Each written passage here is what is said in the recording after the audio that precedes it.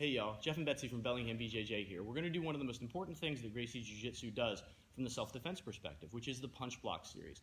On my back, I want to be able to defend myself from strikes, and I want to be able to either get up and get away or to attack and finish the position with a submission. We're going to learn all of those things in the punch block series. But first, job one is not to get punched. So here's how we do that. If I'm on my back, I always want to start in the closed guard, because with my closed guard, I can push, pull, break her posture a little bit, change the trajectory of her punches.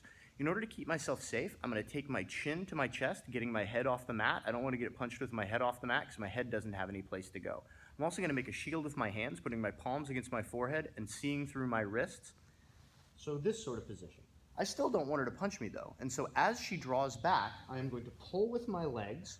I'm going to move my head off, which is going to change the trajectory of her punch. So I do three things. I pull with my legs to change the trajectory of her punch. I move my head offline to change the target, and I'm going to comb my hair in like a rhino block from striking. So it looks like this, as Betsy goes back to punch me. Now the last position, the last thing we do, you notice I'm going to control her head and get an overhook on her arm so she can't punch me again.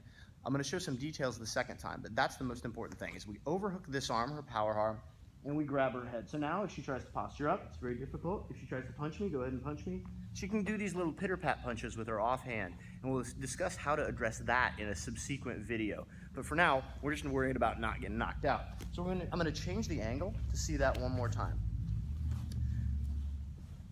So notice, like before I even do the move, like with the closed guard, I have a lot of control. There are two types of control positions in Jiu-Jitsu, frames and clinches, and some positions are both a frame and a clinch. So I can control distance with my closed guard because it's both a frame and a clinch.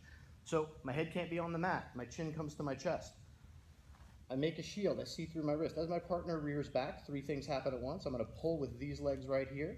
I'm going to make my head go this way to take my head offline, and I'm going to comb my luxurious hair in a rhino block. And don't say my hair isn't luxurious, because you know that it is. As it happens, small detail about the control. This hand makes a fist, and I try to punch myself in my chin. If I just wrap it gently, Betsy can rear back, right?